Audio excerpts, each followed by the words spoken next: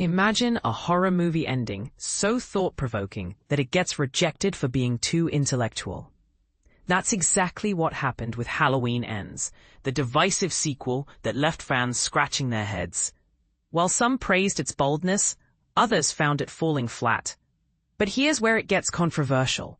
Jamie Lee Curtis herself revealed that 2 alternate endings were scrapped because they were deemed too profound for the audience. Yes. You read that right. Too profound for a horror movie. Let that sink in. In her new book, Horror's New Wave, 15 Years of Blumhouse, available here, https://amazon.com, BOF49CSJD.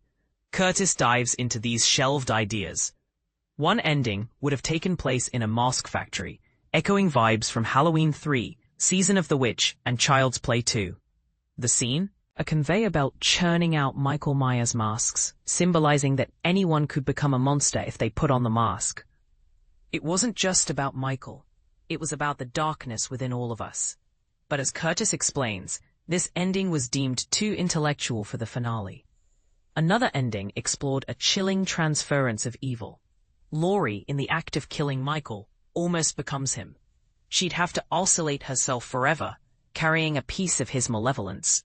Yet, this idea was tossed aside for being too dark and profound to satisfy fans after a 40-year journey. Instead, we got the ending we know. Haddonfield quietly witnessing Michael's end, and Laurie returning to her life with a lingering ambiguity.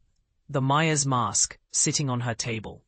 Curtis argues this mirrors the Mask Factory's symbolism, but without the intellectual weight. Directed by David Gordon Green and written by a team including Danny McBride, Halloween Ends aimed to wrap up Laurie's decades-long battle with fear and rage. But did it succeed? That's up for debate. And this is the part most people miss. What if the rejected endings were exactly what the franchise needed?